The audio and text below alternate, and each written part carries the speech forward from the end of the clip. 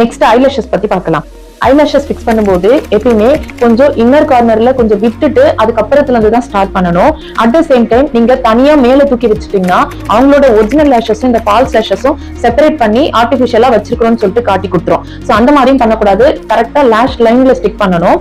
அதே மாதிரி லேஷ்ல clue apply பண்ண பிறகு இம்மிடியட்டா எடுத்துட்டு போயிட்டு ஃபிக்ஸ் பண்ணிடக்கூடாது. ரொம்ப ட்ரையாவும் இருக்கக்கூடாது, ரொம்ப வெட்டாவும் இருக்கக்கூடாது.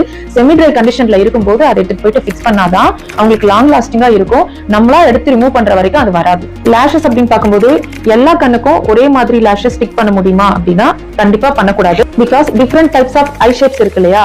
சோ நம்ம கிளைண்டோட ஐ ஷேப் என்னன்னு பார்த்துட்டு அதுக்கேற்ற மாதிரி லேஷஸ் தான் நம்ம வந்து ஃபிக்ஸ் பண்ணணும். நம்ம சவுத் இந்தியன்ஸ் பொறுத்த வரைக்கும் டிராமட்டிக் மேக்கப் விரும்ப மாட்டாங்க. எல்லாருமே சட்டிலா நேச்சுரல் லுக் விரும்புற பிரைட்ஸ் தான் நம்ம கிட்ட வருவாங்க. சோ முடிஞ்ச வரைக்கும் இந்த மாதிரி நேச்சுரல் லேஷஸ் வைக்கிறதுக்கு பாருங்க. அப்பதான் ஐ மேக்கப் ரொம்ப நேச்சுரலா இருந்து அவங்களுக்கு ரொம்ப பிடிச்ச மாதிரி நம்ம சாட்டிஸ்ஃபை பண்ற மாதிரி பண்ண முடியும்.